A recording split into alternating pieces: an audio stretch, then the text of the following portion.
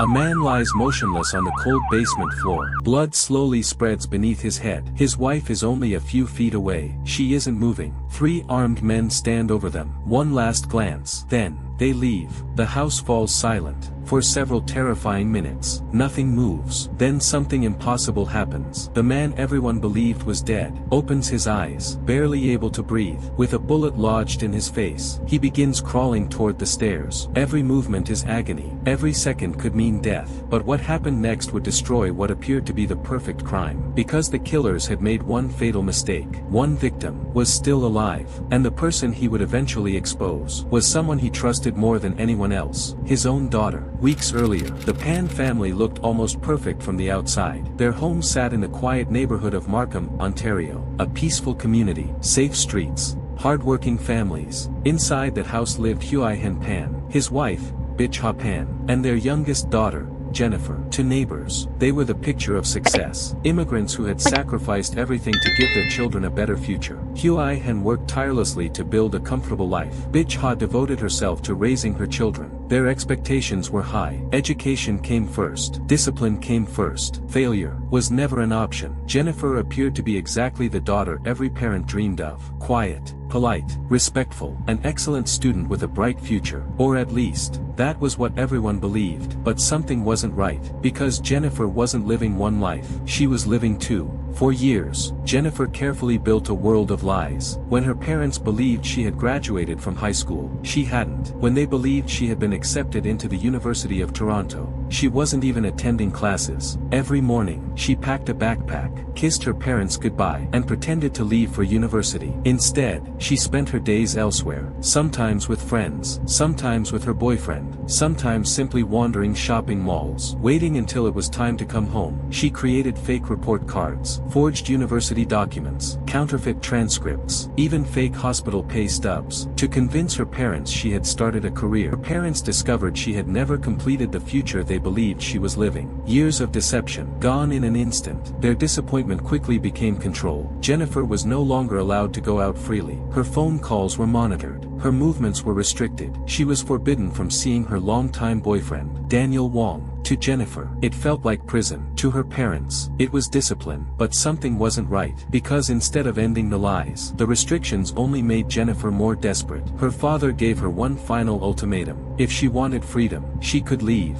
but if she stayed, she would follow their rules. According to court testimony, he also told her she would have to wait until he was dead before she could openly be with Daniel Wong. Jennifer never forgot those words. Police had no idea. Those words would later become part of a murder plot. As pressure inside the house grew, Jennifer's relationship with Daniel Wong continued in secret. But this was no ordinary romance. Investigators would later discover conversations that painted a disturbing picture. Jennifer wasn't just dreaming about freedom anymore. She was talking about life after her parents. Life without rules. Life with money. Authorities later alleged that Jennifer expected to inherit approximately $200,000 if her parents died. And that was when everything changed. Instead of running away, prosecutors said she chose something far darker. Daniel Wong became the middleman. Through him, contact was made with men willing to kill for money. The plan was terrifyingly simple. Stage a home invasion, kill Jennifer's parents, leave Jennifer alive, so she would appear to be another victim. It sounded like the perfect crime, but perfect crimes rarely stay perfect. November 8th, night falls over Markham. Inside the Pan home, everything appears normal. The family settles in. No neighbors hear screaming, no alarms sound. Outside, darkness hides approaching figures. According to investigators, Jennifer quietly unlocked the front door. She didn't force it open. She didn't break a window. She simply made it easy for the intruders to enter. 3 armed men walk inside. The family is quickly overpowered. Jennifer is tied to an upstairs banister, or so it appeared. Her parents are forced downstairs into the basement. Their heads are covered. They are told not to move. Then, gunshots echo through the house. Huei Hann Pan dies almost instantly. Huei Hann Pan is shot in the head. The attackers believe both parents are dead. But something wasn't right, because one victim was still breathing. And what happened next would change everything. The killers leave.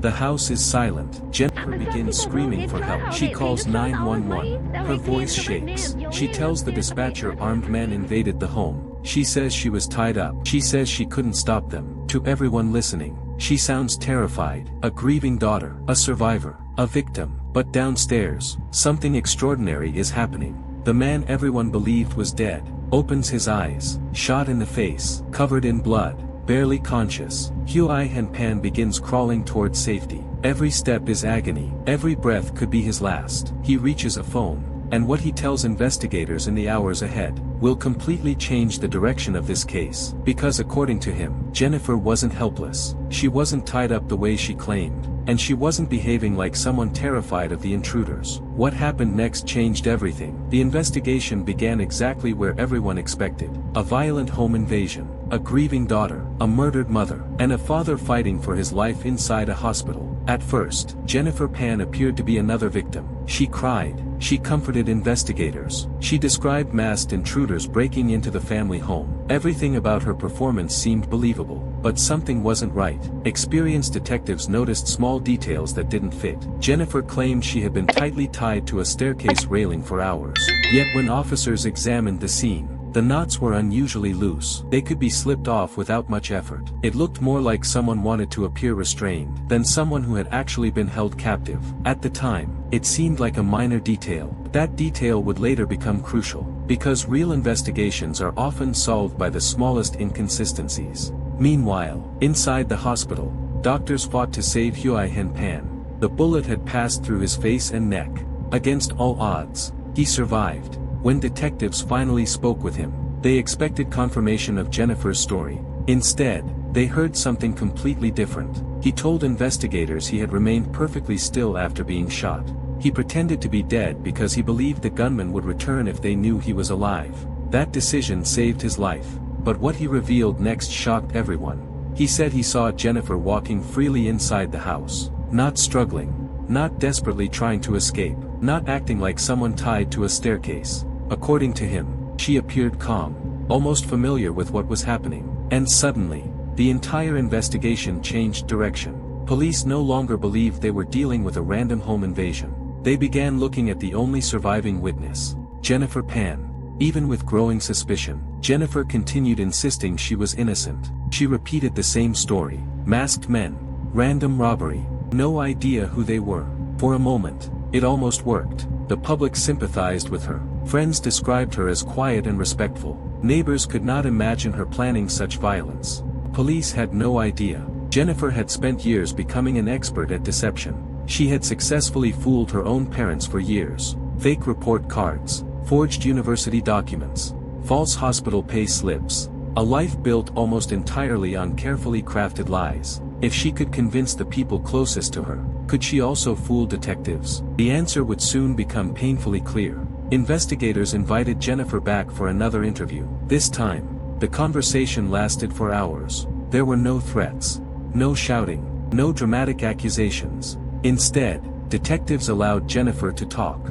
The more she explained, the more her story began falling apart. Small details changed, timelines shifted, certain answers no longer matched the physical evidence. Every contradiction pulled another thread from the story she had carefully constructed. Then detectives confronted her with information she never expected them to have. Phone records, messages, contacts, connections to Daniel Wong, the secret relationship she had desperately tried to hide. Jennifer struggled to explain the growing mountain of evidence. The confident survivor detectives first met was beginning to disappear, and the truth was far darker than anyone imagined. As investigators pieced everything together, the shocking truth emerged. According to prosecutors, this was never a home invasion, it was a murder-for-hire plot. Jennifer had turned to her boyfriend, Daniel Wong. Through him, contact was made with men willing to kill for money. Authorities alleged the goal was simple: murder both parents, make Jennifer appear to be another victim, collect an inheritance, and finally live the life she believed her parents had denied her. But the plan failed for one reason: Huei Hann Pan survived. Had he died that night, Jennifer's story may have been believed forever.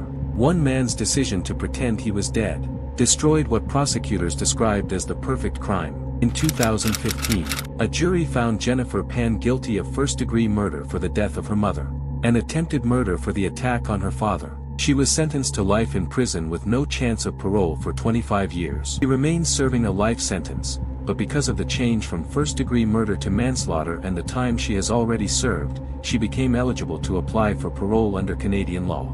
Today, the Pan family no longer exists as it once did.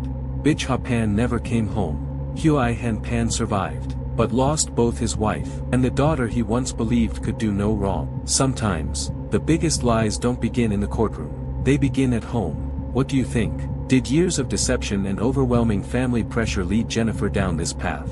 Or was this simply a calculated act driven by greed and the desire for freedom? Let us know your thoughts in the comments below. If you enjoy professionally researched true crime documentaries that uncover every twist behind the headlines, subscribe to the channel and turn on notifications so you never miss our next investigation. Because the next case may be even more unbelievable than this one. And until then, stay curious, stay informed, and remember, sometimes the most dangerous secrets are hidden behind the happiest smiles.